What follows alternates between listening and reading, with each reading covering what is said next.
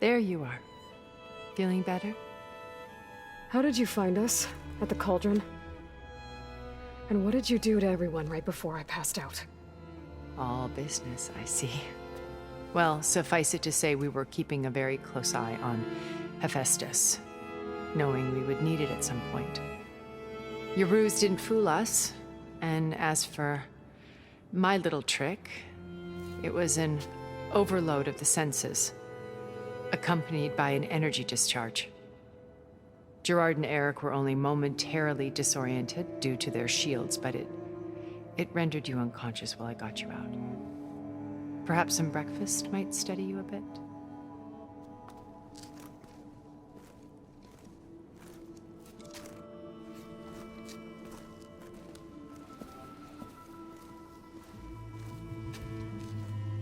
This was your house. The one you recreated for Beta, in the data channel you shared. How perceptive of you. Please, this way. After everything your people have done, you think I'm just gonna sit down and have a chat with you? They're not my people. They never were, and especially not now. You shot off into space with them, and lived with them for 1,000 years before coming back. So what made you suddenly turn on them? Quite simply, this. My old focus. You repaired it? But that means you've seen incredible things. What you've accomplished in 2 decades of life.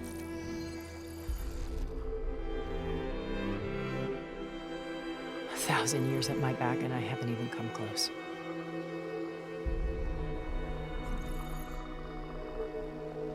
I'm sorry if I invaded your privacy, but I had to.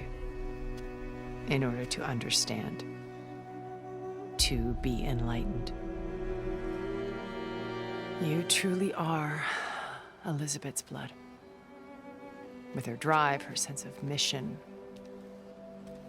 her integrity. Watching all this shamed me for the company that I've kept. Having seen it, all I want is to help you. Even if it means stopping your friends? Especially so.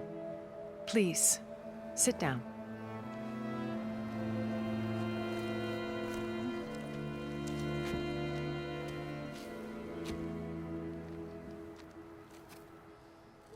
There. That's better. Now, we must recover Beta and Gaia at all costs. By now, you must know that Gerard intends to use Gaia to reboot the Earth's biosphere. Remaking this world to specifications that would only suit us immortals. This process will kill every living thing on the planet. He calls it a clean install. Not if I stop him first. Not if we do. And once he and the others are gone, we can work together to fulfill Elizabeth's dream. I'm sure Beta told you that there's a build of the Apollo database on board our ship. A complete collection of human knowledge. With that and Gaia, we could do everything Elizabeth wanted. Heal the biosphere, educate the people of this world, uplift them. Create the world she imagined. Let's not get ahead of ourselves. From what I've seen, your friends are invincible. I do wish you would stop calling them my friends. And they're not invincible. In fact, a friend of yours has found a way to defeat them. Silence. Oh, he's been a busy bee, building an army powerful enough to crash through Gerard's precious base. Yeah. Regala and her rebels. Even now, she's preparing a final march on the Tenakth capital. When she wins, she'll have the entire tribe under her control. Hundreds of warriors and machines to throw at the base. She's been duped. They'll all perish, of course. But it should be enough to break Gerard's defenses and allow Silence to kill him. Along with all the others. Using the new weapon he's developed. Yes, he's found a way to circumvent our shields. Truly an exceptional man. He's planned for everything. Except you and me.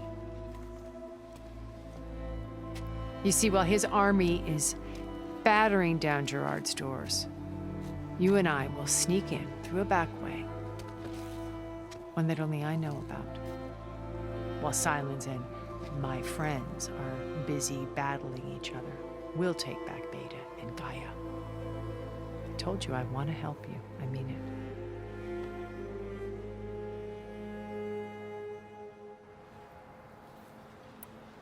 You said Beta is not in urgent danger, so what are the Zeniths doing to her?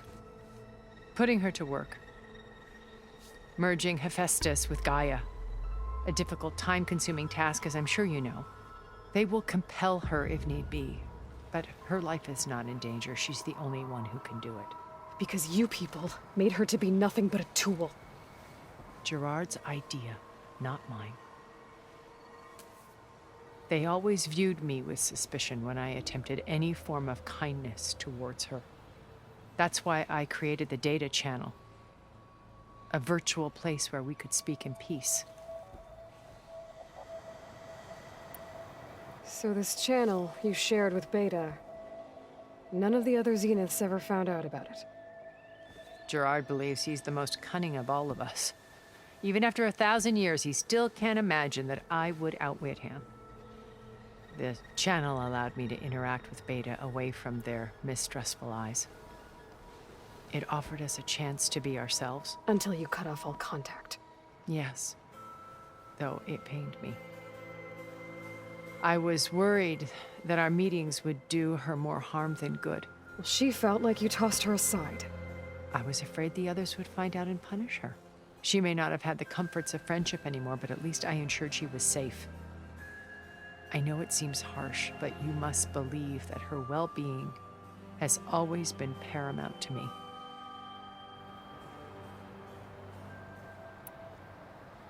Why did you make the data channel look like this place?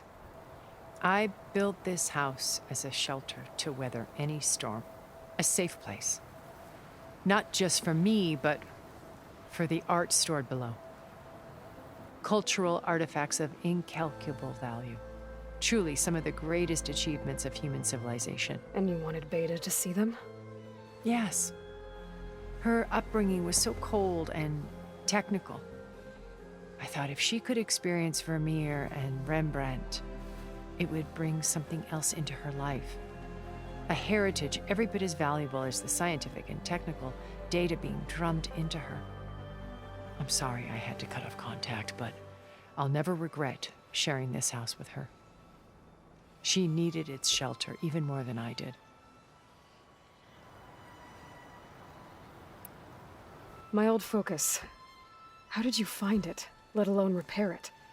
When we encountered you at the Hades Proving Lab, Gerard saw you as a redundancy. I knew better. You were a revelation. After your dramatic escape, bravo, by the way. Gerard and Eric assumed you were dead and gave up the hunt. I wasn't so sure. When the others were busy, I returned to the lab and searched for any trace of you. That's when I found this little treasure. Not easy to repair, but certainly worth the effort. As I watched your life unfold, you were like a splash of color on a worn canvas. What Liz was, and more. Did you show it to the others? Of course not. It was your actions that inspired me to defy them. It's worth noting that if I hadn't found it and watched its contents, I wouldn't have known to save you at the cauldron. You'd be dead. So I should be grateful? If you like.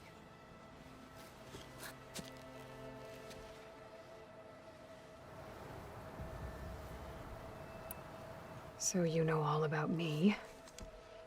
What about you? What would you like to know? Well, start with your life on Earth. When I was 8, terrorists flooded my home city.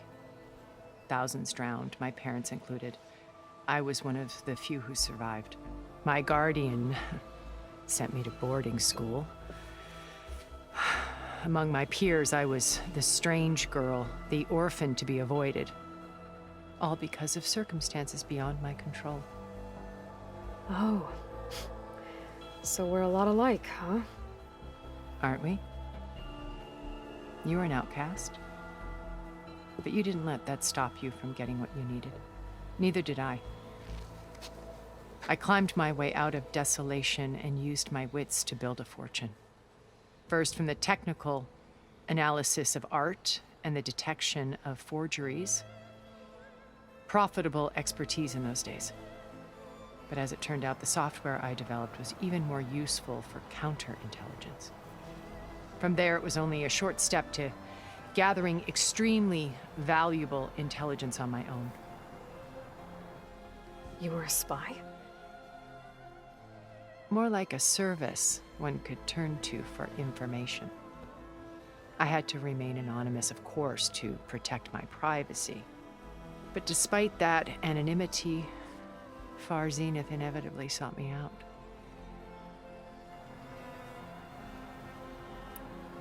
What happened when Far Zenith approached you? They painted an irresistible vision of humanity's future. One where we need not fear illness or death, where we explored the furthest reaches of the stars and thrived. It was only later that I realized that they only intended to bequeath this future to the rich and powerful. By the time I finally figured it out, the walls were closing in, Pharaoh's machines were devouring the earth. So I accepted Far Zenith's invitation to a berth on the Odyssey.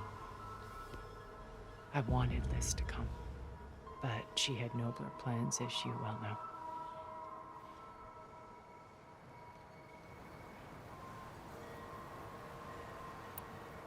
So you didn't know the other Zeniths were monsters until it was too late? I knew some of them were, certainly. It wasn't until we were off-planet that I understood the true scope of their greed. I was grateful to simply be alive, but the others became obsessed with a kind of effortless immortality. They built a colony where machines serviced their every need, where any memory or fantasy could be endlessly savored in virtual reality. It wasn't life. It was stultifying, a pampered dream state. As the decades passed, I withdrew more and more, alone yet again, but this time with eons to consider my mistakes. Now finally, having met you, I feel like I have a second chance. To do what? Help you, of course. To fulfill Liz's dream, which isn't so different from Far Zenith's original vision. A better future for humanity.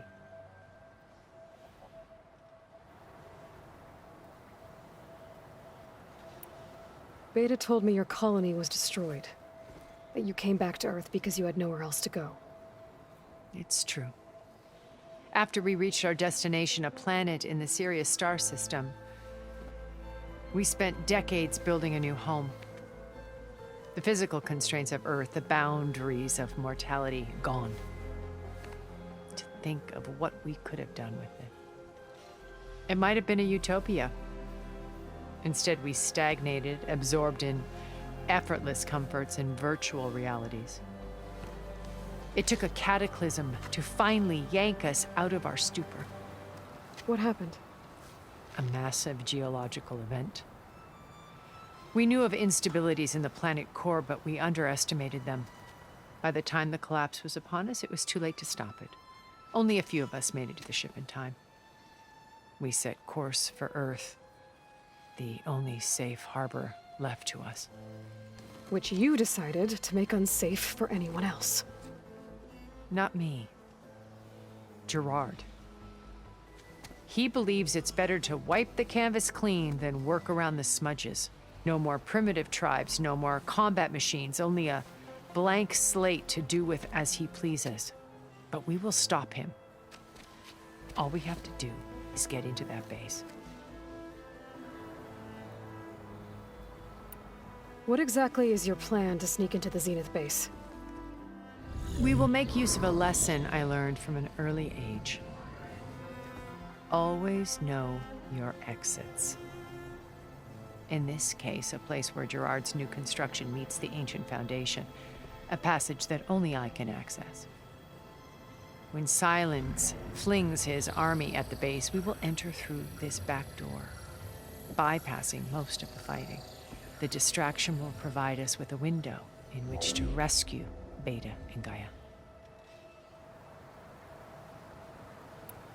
Once we're inside the base, where will we find Beta and Gaia? Here in the command center. By then, Gaia will have been reunited with all of its subordinate functions, including Hephaestus. What about the alpha build of Apollo on your ship? A simple matter of recovery once the others have been dealt with. With that in hand, we'll have everything we need to make this world as it should be. How do you know about Silence's plan? He isn't the only one adept at spyware. You hacked his focus? No, he's too careful for that. But his subordinates? Not so much. He gave additional focuses to the tribals he branded the Sons of Prometheus. The ones working with Regalla. By tapping their focuses, I learned about most of his dealings. The distribution of override technology, the arming of Tanakh rebels, and the secret pact with Regalla to attack Gerard's base. But how did he come up with a weapon that can take down your shields? That's the one thing I haven't been able to figure out, but however he did it, I'm quite certain it will work. With it and the Tanakh army, victory seems to be within his grasp. Such a shame he'll be disappointed.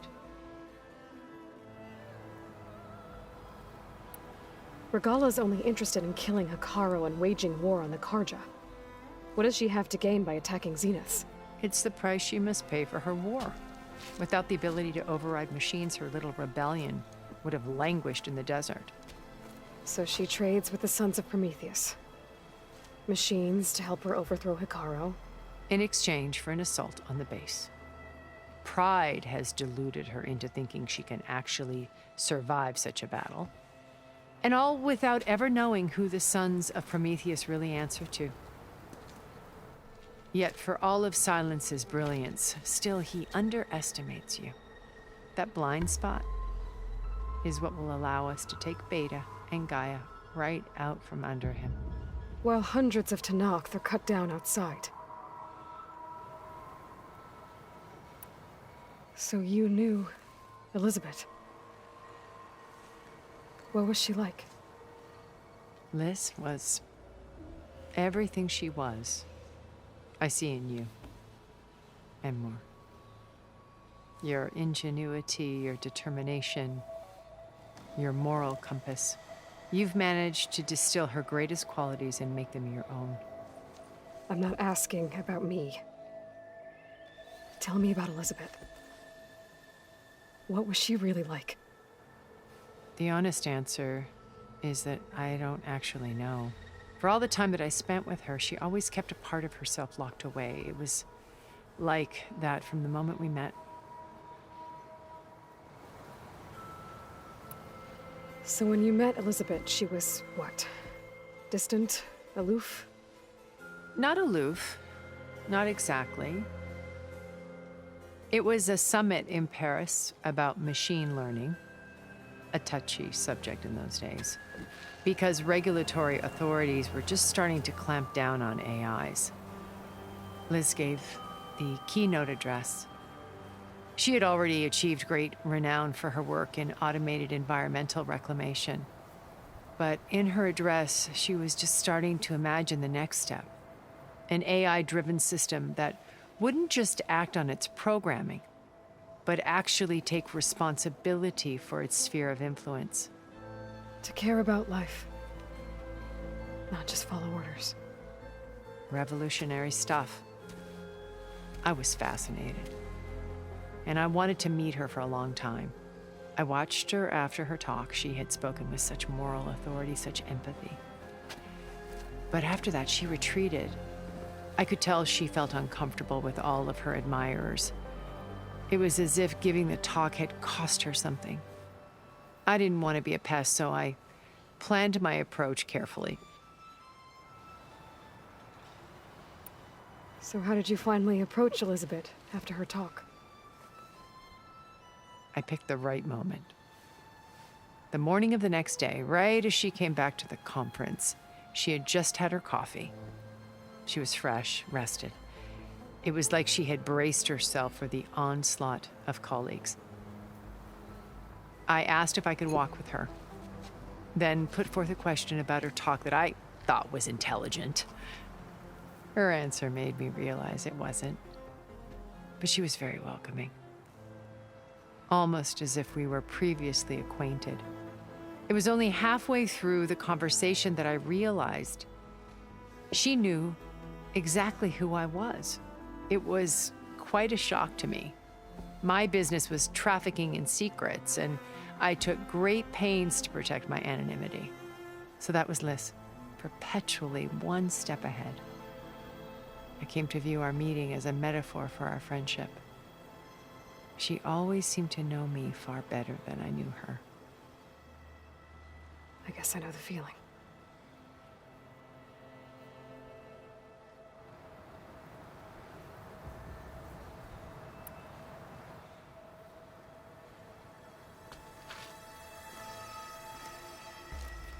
First Varl.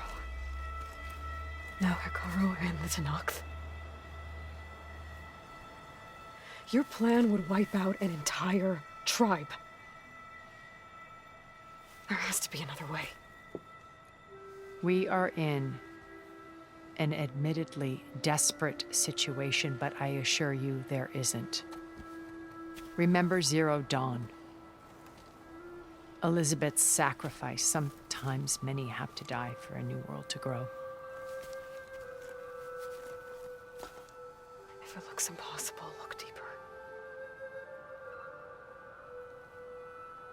Wait. The data channel. It still exists, doesn't it? I need you to open it. Let me talk to Beta. Impossible. We might be detected. It's worth the risk. There is another way, one where the Tenakth survive. But we won't. If the others... If you want to help, open it.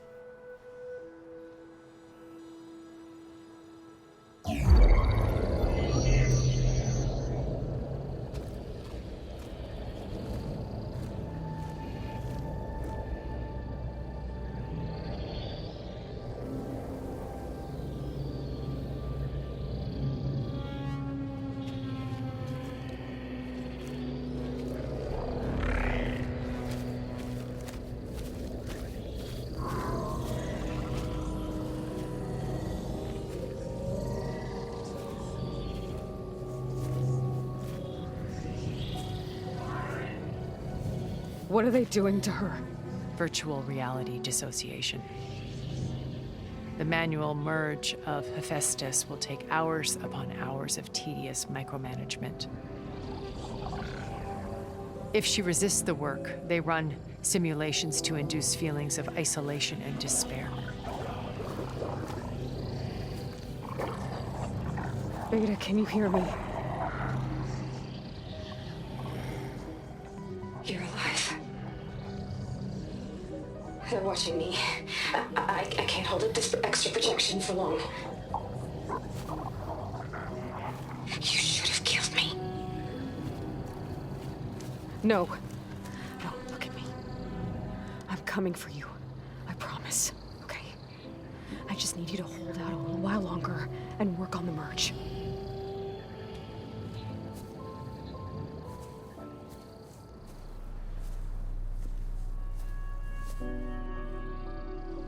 Then I think it can be done. I'll contact again when it's time. Can you hold on? As long as I know you're coming for me, I can endure anything.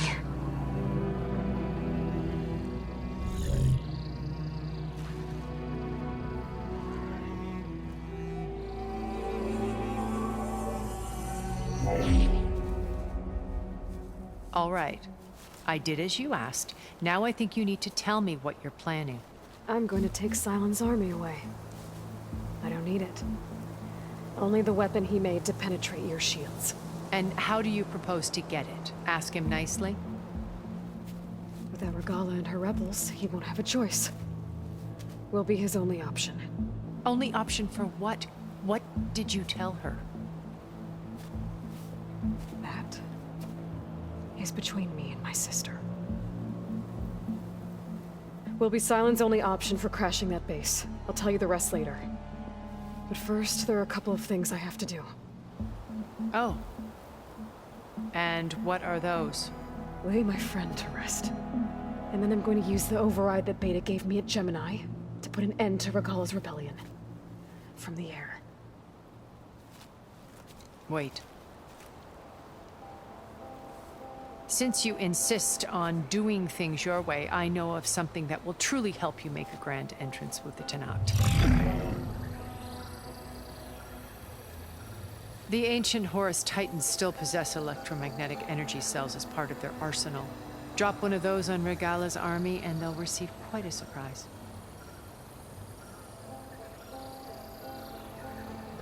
So go, do what you must. I'll come to your base if you manage to bring Sylens to the table. Not if. When.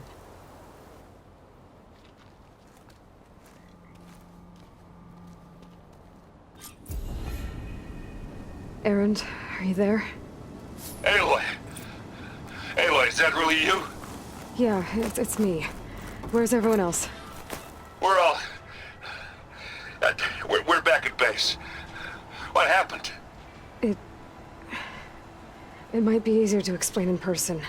I'll try to join you there when I can. Okay. We'll wait here for you. It's good to hear your voice, Aloy.